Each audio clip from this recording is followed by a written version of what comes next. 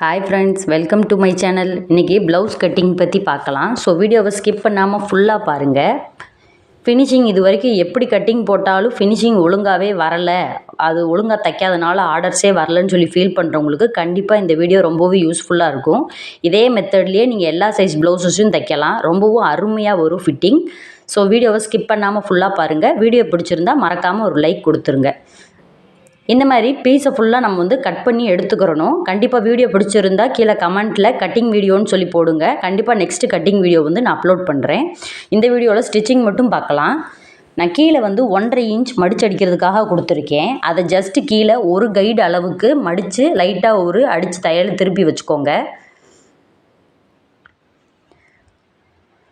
இந்த மாதிரி லைட்டாக அடித்ததுக்கு அப்புறமா நான் 1.5 இன்ச்சில் ஒரு அர்க்காட் பண்ணியிருக்கேன் இல்லையா, அந்த அளவுக்கு கரெக்டாக வச்சு நீட்டாக ஒரு லைட்டாக ஒரு தேய்ச்சி விடும்போது நம்மளுக்கு அந்த ஷேப் கரெக்டாக கிடைக்கும். அந்த இடத்துல ஏற்ற இறக்கம் இல்லாமல் நீட்டான ஃபினிஷிங் கிடைக்கும். இப்போ இந்த மாதிரி கரெக்டாக அந்த அர்க்காட் போட்ட அளவுலேயும் அடிக்கும்போது நம்மளுக்கு அந்த பட்டி பீஸ் பெருசாக இருக்கும்போது கீழே அந்த ஷேப் உட்காரும்போது நீட்டாக இருக்கும். இப்போ இந்த மாதிரி அர்க்காட் பண்ண அளவுக்கு தச்சு எடுத்துட்டோம்னா பேக் பீஸ் ரொம்ப ரொம்ப சிம்பிள். இந்த மாதிரி அடித்து திருப்பினதுக்கப்புறமா இப்படி தான் வரும்.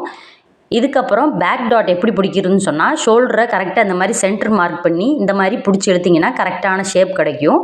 அடுத்து கீழே அந்த துணி ஏற்ற இறக்கம் இல்லாமல் கரெக்டாக வர்ற மாதிரி அட்ஜஸ்ட் பண்ணிவிட்டு, இப்போ இந்த இதுக்கு 3.5 வைக்கிறோம். ஸோ 3.5ன்னு சொல்லி மார்க் பண்ணிவிட்டு கீழே 1/2 இன்ச், அதாவது 1/2 இன்ச் கொடுத்து இதே மாதிரி பேக் ஸ்டிச் போட்டுட்டு ஒரு ஸ்டிச் போட்டுக்கோங்க. போட்டுட்டு அப்படியே துணியை திருப்பி மறுபடியும் ஒரு ஸ்டிச் அது மேலேயே போட்டுக்கோங்க.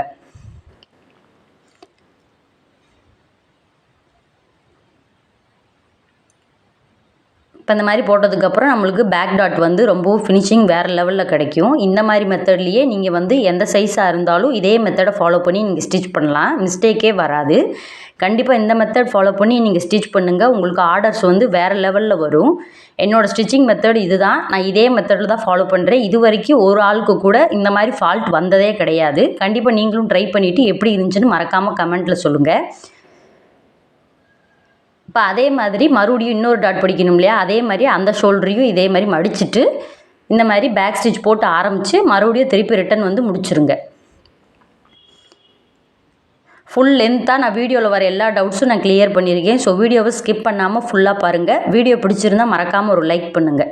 இப்போ இந்த மாதிரி பேக் பீஸ் அடித்து டாட் பிடிச்சிட்டோம்னா நம்மளுக்கு பீஸ் ரெடி ஆயிரும். அடுத்து ஃப்ரண்ட் பீஸ் எடுக்கணும்.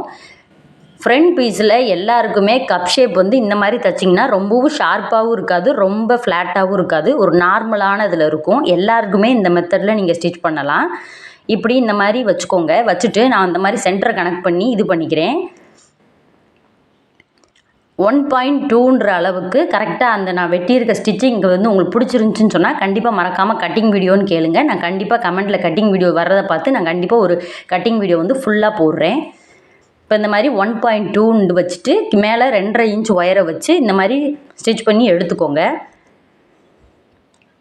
அடுத்து செஸ்ட்டு கிட்ட வர ஃப்ளீட்டை இதே மாதிரி கரெக்டாக டபுள் ஃபோல்ட் பண்ணிவிட்டு அதே மாதிரி 2.5 இன்ச் வச்சுக்கோங்க.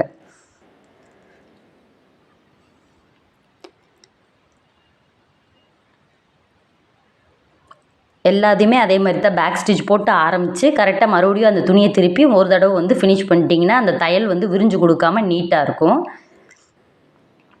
அடுத்து இந்த 2 டாட்டையும் நீங்கள் பிடிச்சிங்கன்னு சொன்னால் கரெக்டாக அந்த இடத்துல ஒரு மடிப்பு விழுகும். அந்த மடிப்பில் கரெக்டாக நீங்கள் வச்சு உங்களுக்கு ஏற்ற மாதிரி, நான் எனக்கு எப்பயுமே 4 தான் வைப்பேன். ஸோ 4 வச்சுக்கிறேன். இது ரொம்ப இந்த மாதிரி கப் ஷேப் வைக்கிறவங்களுக்கு கண்டிப்பாக அது ரொம்ப ஷார்ப்பாகவும் இருக்காது, ரொம்ப ஃப்ளாட்டாகவும் இருக்காது, மீடியமாக இருக்கும். கண்டிப்பாக இதே மெத்தடில் ட்ரை பண்ணி உங்களுக்கு ஸ்டிச் பண்ணி பாருங்கள். வித்தியாசம் உங்களுக்கே தெரியும். அதே மாதிரி 2 ஃப்ரண்ட் பீஸையும் ரெடி பண்ணி எடுத்து வச்சுக்கோங்க. அடுத்து ஸ்லீவ்ஸ் எப்படி ரெடி பண்ணணும்னு சொன்னால், நான் மடிச்சு அடிக்கிறதுக்காக 2 இன்ச் விட்டுருக்கேன்.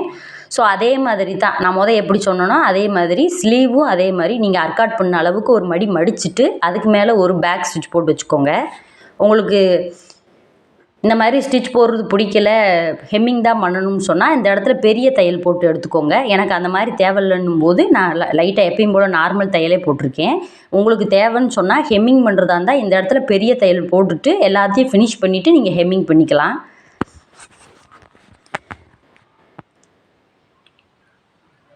இப்போ ஸ்லீவ்ஸ் வந்து இப்படி தான் ரெடி பண்ணிக்கிறணும். ரெடி பண்ணிவிட்டு கரெக்டாக சென்டர் பார்த்து அர்க்காட் பண்ணி எடுத்து வச்சுக்கோங்க. இது மாதிரி இன்னொரு ஸ்லீவையும் எடுத்து ரெடி பண்ணி வச்சுக்கிறணும். நான் எல்லாமே ஒன்று தான் சிங்கிளாக தான் சொல்லியிருக்கேன். டைம் வந்து ரொம்ப எடுக்கும் இல்லையா, அதனால போட்டிருக்கேன். நம்மளோட சேனல் கொஞ்சம் ரீச் ஆனதுக்கப்புறம் கண்டிப்பாக ஃபுல் வீடியோவையும் நம்ம வந்து ஓட்டி விடாமல் கரெக்டாக எல்லாத்தையுமே எடுத்து நம்ம போடலாம். அடுத்து பட்டி பீஸ் வந்து இதே மாதிரி 4.5 இன்ச் உயரம் வச்சுக்கோங்க. 4.5 இன்ச் உயரத்தை எடுத்துக்கிட்டு 10 இன்ச் அகலம் எடுத்துக்கோங்க. எடுத்துட்டு இதே மாதிரி நீங்கள் வந்து அடித்து திருப்ப வேண்டிய அவசியம் இல்லை. 2 துணி வர்ற மாதிரி வச்சு சும்மா ரஃப்பாக மட்டும் அடித்து வச்சுக்கோங்க. அடுத்து இந்த மாதிரி அரேஞ்ச் பண்ணிவிட்டு கரெக்டாக இந்த மாதிரி நல்ல பக்கமும் ஒரே மாதிரி வச்சுட்டு பேக் ஸ்டிச் போட ஆரம்பிச்சுட்டு அந்த சென்டர் கிராஸை அப்படி லைட்டாக அமுக்கி விட்டுட்டு நீங்கள் அப்படியே ரொம்ப துணியை இழுக்கக்கூடாது. இழுத்திங்கன்னா ஷேப் மாறிடும். ஸோ துணியை இழுக்காமல் அந்த துணியோட அளவுக்கே வச்சு கரெக்டாக ஸ்டிச் போடுங்க. துணி வந்து பர்ஃபெக்டாக வரும். இழுத்திங்கன்னா கண்டிப்பாக ஷேப்பில் வித்தியாசம் வரும். அது லைனிங் ப்ளவுஸாக இருக்கும்போது இழுத்தாலும் ஒன்றும் தெரியாது. சிங்கிள் ப்ளவுஸாக நீங்கள் அடிக்கும்போது கண்டிப்பாக அந்த துணி விரிஞ்சு கொடுத்துச்சுன்னா அந்த ஷேப்பே மாறிடும். ஸோ முடிஞ்ச அளவுக்கு இழுக்காமல் அதே ஷேப்லேயே கொண்டு போய் தைக்க பாருங்கள்.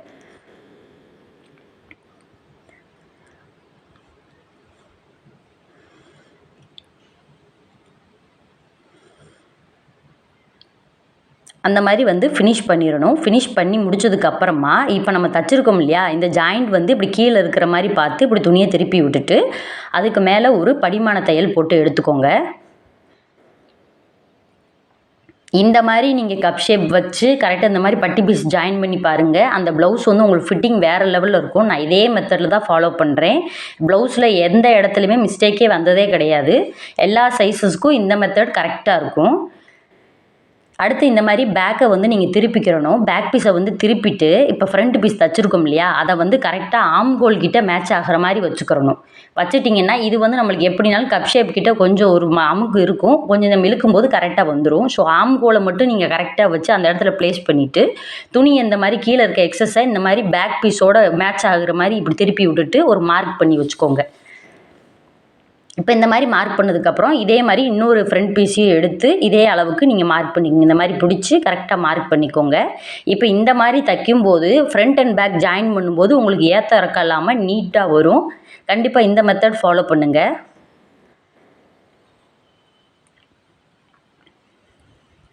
பண்ணதுக்கு அப்புறமா அதே மாதிரி அந்த மார்க்கிங் வர்ற அளவுக்கு சின்னதாக ஒரு ரைட்டாக 2 மடி மடித்து அப்படி இந்த மாதிரி ஒரு ஸ்டிச் போட்டு எடுத்து வச்சுக்கோங்க. இது வந்து பட்டி பீஸ் வந்து ரொம்ப ஸ்ட்ராங்காகவும் இருக்கும். உங்களுக்கு வந்து ஃபினிஷிங் வேறு லெவலில் இருக்கும். அந்த இடத்துல 2 பீஸையும் அதே மாதிரி கரெக்டாக மார்க்கிங் பண்ண இடத்துல மடித்து 2 மடி மடிச்சிங்கன்னா கரெக்டாக இருக்கும். மடித்து இந்த மாதிரி அடித்து வச்சுக்கோங்க.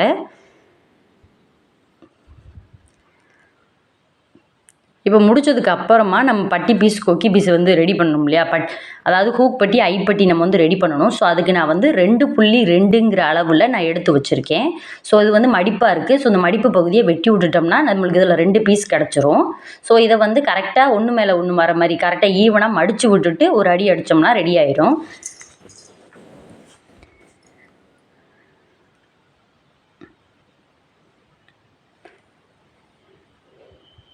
இப்போ இந்த மாதிரி அடித்து 2 பீஸையும் நம்ம ரெடி பண்ணி வச்சுக்கிறணும். ஃபுல் வீடியோவும் நான் கிளியராக சொல்லியிருக்கேன். கண்டிப்பாக நம்ம வீடியோ உங்களுக்கு பிடிக்கும்னு நினைக்கிறேன். பிடிச்சிருந்தா மறக்காமல் நம்ம சேனலுக்கு ஒரு லைக் பண்ணுங்கள். நிறைய பேர் பார்க்குறீங்க ஆனால் லைக்கே பண்ண மாட்டேறீங்க. நீங்கள் லைக் பண்ணால் தான் நம்ம வீடியோஸ் நிறைய பேருக்கு ஷேர் ஆகும். ஸோ யூஸ்ஃபுல்லானவங்க நிறையா பேருக்கு அது போகும்போது அவங்களுக்கு கண்டிப்பாக இந்த வீடியோ வந்து ரொம்ப ஹெல்ப்ஃபுல்லாக இருக்கும். ஸோ இந்த மாதிரி வச்சுட்டு நீங்கள் லைட்டாக ஒரு மடி மடிச்சுட்டு அப்புறம் ஸ்டார்ட் பண்ணுங்கள். உங்களுக்கு கொக்கி பட்டி எங்கிட்டு வரணும்னு நினைக்கிறீங்களோ அந்த மாதிரி ஹூக் பட்டி ஐப்பட்டி உங்களுக்கு எப்படி வரணுமோ அந்த ஷேப்பில் வச்சுட்டு ஃப்ரண்ட் அண்டு சைடு வந்து நீங்கள் பார்த்துக்கணும். ரைட் சைடு வரணுமா லெஃப்ட் சைடு வரணுமா, நீங்கள் எப்படி ப்ளவுஸ் போடுவீங்களோ அதுக்கேற்ற மாதிரி வச்சு நீங்கள் மாதிரி அடித்து திருப்பி படிமான தையல் போட்டு எடுத்து வச்சுக்கோங்க. படிமான தையல் போட்டுட்டு ஹூக் பட்டியாக இருந்துச்சு அப்படின்னு சொன்னால், அதாவது கொக்கி பட்டி வந்து போடுவோம் இல்லையா, கொக்கி பட்டி வந்து உங்களுக்கு வந்து ரைட் சைடு அடித்து பேக் சைடு திருப்பணும். அதே மாதிரி ஐப்பட்டி வந்து பேக் சைடு அடித்து ரைட் சைடு திருப்பணும். அவ்வளோதான். இதே மெத்தடு தான். ரெண்டுமே அடித்து திருப்பி படிமான தையல் போட்டு இந்த மாதிரி வச்சுக்கிறணும். கொக்கி பட்டிக்கு வந்து நீங்கள் அப்படியே அடித்து ஃபுல்லாக கவர் பண்ணுற மாதிரி இருக்கும். அதே ஐப்பட்டியாக இருந்துச்சுன்னா ஒரு கைடு அளவுக்கு அடிச்சுட்டு கொஞ்சம் கேப் விடணும். அங்கே ஐப்பட்டி வைக்கணும் இல்லையா, அதுக்கேற்ற மாதிரி விடணும்.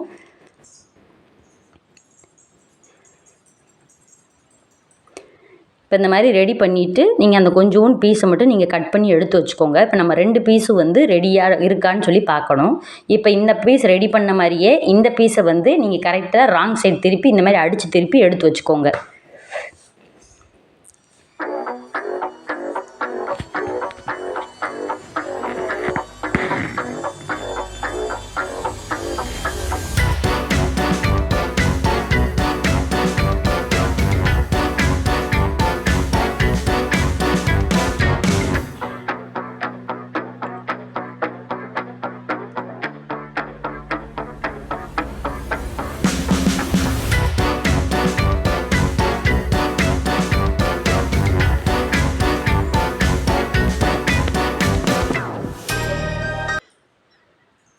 இந்த மாதிரி 2 பீஸும் ரெடி ஆனதுக்கு அப்புறமா நம்ம வந்து இப்போ இதில் வந்து கரெக்டாக இருக்கா, முன்னாடி ஷோல்டர் வந்து அந்த கழுத்து பீஸ் வந்து கரெக்டாக இருக்கான்னு செக் பண்ணணும். அப்படி கட் பண்ணிட்டு தான் நீங்கள் கழுத்து பீஸ் அடித்து திருப்பினா தான் நீட்டாக இருக்கும்.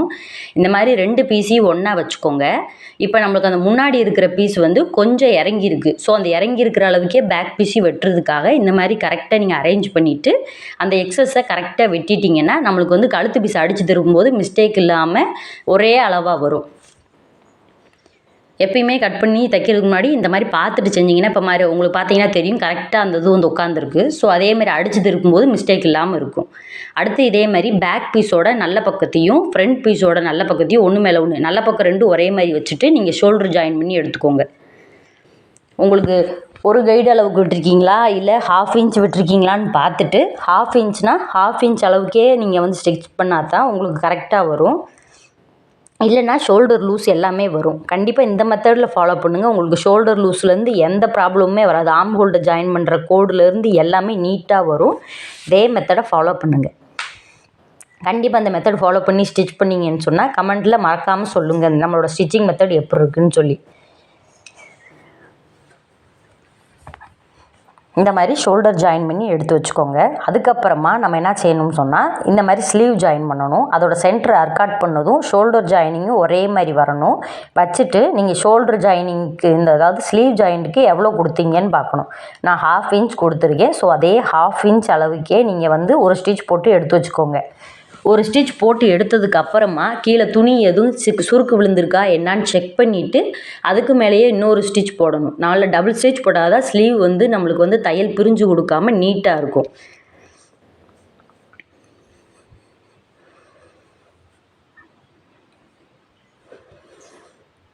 இப்போ ஒரு சைடு ஃப்ரண்ட் சைடு ஜாயின் பண்ண மாதிரி அடுத்து பேக் சைடும் இதே மாதிரி ஜாயின் பண்ணி வச்சுக்கோங்க. நான் ஒரு சைடு தான் காமிச்சிருக்கேன்.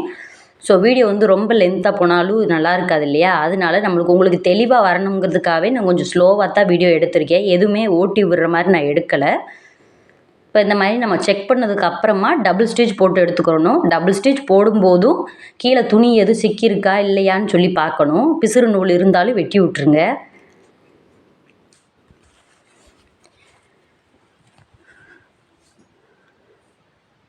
இந்த மாதிரி கீழே துணி எதுவும் சிக்காமல் இருக்கான்னு பார்த்துட்டு நீங்கள் அந்த மாதிரி டபுள் ஸ்டிச் போட்டு எடுத்துகிட்டு திருப்பி பார்த்தீங்கன்னு சொன்னால் ஃபினிஷிங் வந்து வேறு லெவலில் இருக்கும். கண்டிப்பாக ஃபஸ்ட் டைம் தைச்ச மாதிரியே இருக்காது. நான் தையல் கிளாஸ்க்கெலாம் போகலை. நான் வீட்டிலேருந்தே ஸ்டிச் பண்ணி ஒவ்வொன்றும் நானாக ப்ராக்டிஸ் பண்ணி தான் இந்த வீடியோஸ் போட்டிருக்கேன். ஸோ இந்த வீடியோ எப்படி இருக்குன்னு சொல்லி மறக்காமல் கமெண்ட் பண்ணுங்கள். முடிச்சிருந்தால் ஒரு லைக் போடுங்க. இந்த மாதிரி அடித்து திருப்பின மாதிரியே 2 பீஸையும் ரெடி பண்ணி எடுத்து வச்சுக்கிறணும். அடுத்து நம்ம உடம்பை எப்படி பிடிச்சி அடிக்கணும்னா இந்த மாதிரி வச்சிங்கன்னா உங்களுக்கு பார்த்தாலே தெரியும் எங்கேயுமே பிசுறு இல்லாமல் நீட்டாக ஒரே மாதிரி இருக்கும். இதே மெத்தடில் தான் லைனிங் எல்லாமே நீங்கள் கட்டிங் போடணும். பிடிச்சிருந்தா லைக் பண்ணுங்கள். அடுத்து மறுபடியும் நம்ம லைனிங் வீடியோஸ் எப்படி போடணும், ரன்னிங் ப்ளவுஸ் எப்படி தைக்கணும்னு சொல்லி ஒவ்வொரு வீடியோவாக அப்லோட் பண்ணலாம். இல்லை உங்களுக்கு பிடிச்சிருக்கு எந்த வீடியோ அப்லோட் பண்ணணும்னு சொல்கிறீங்களோ அந்த வீடியோவையும் நான் கண்டிப்பாக அப்லோட் பண்ணுறேன். ஸ்லீவ்ஸில் வந்து உங்களுக்கு எவ்வளோ ஓப்பன் வேணும்னு பார்த்துக்கோங்க. எனக்கு வந்து 5 வேணும்னு சொல்லி நான் 5 வச்சுருக்கேன். வச்சுட்டு நம்ம ஆம் ஹோல் கிட்ட 1.5 இன்ச் எக்ஸ்ட்ரா விட்டுருந்தோம் இல்லையா, அது வரைக்கும் கொண்டு வந்து கரெக்டாக முன்னாடி தையலும் பின்னாடி தையலும் கரெக்டாக கை ஜாயிண்ட் ஆகிற இடத்துல ஒரே மாதிரி அமுக்கி பிடிச்சிக்கிட்டு தைங்க. அப்போ தான் துணி விலகாமல் இருந்தால் தான் நம்மளுக்கு அந்த 2 கோடு ஒரே மாதிரி வரும். அடுத்து இப்போ பார்த்தீங்கன்னா உங்களுக்கே தெரியும் கீழே துணி விலகாமல் 1 by 1 வராமல் கரெக்டாக இருக்குது. ஸோ இந்த மாதிரி ஸ்டிச் போட்டு எடுத்துகிட்டு கழுத்து பீஸ் அடித்து திருப்பினீங்கன்னா உங்களுக்கு வந்து இந்த அழகான ப்ளவுஸ் வந்து ரெடி ஆயிடுச்சு. ஸோ இதே மெத்தடில் ஃபாலோ பண்ணி நீங்களும் ஸ்டிச் பண்ணுங்கள். கண்டிப்பாக அந்த ஸ்டிச்சிங் வீடியோ எப்படி இருந்துச்சுன்னு மறக்காமல் கமெண்ட்டில் உங்களோட எக்ஸ்பீரியன்ஸை ஷேர் பண்ணுங்கள். தேங்க்யூ. நெக்ஸ்ட் வீடியோவில் பார்க்கலாம்.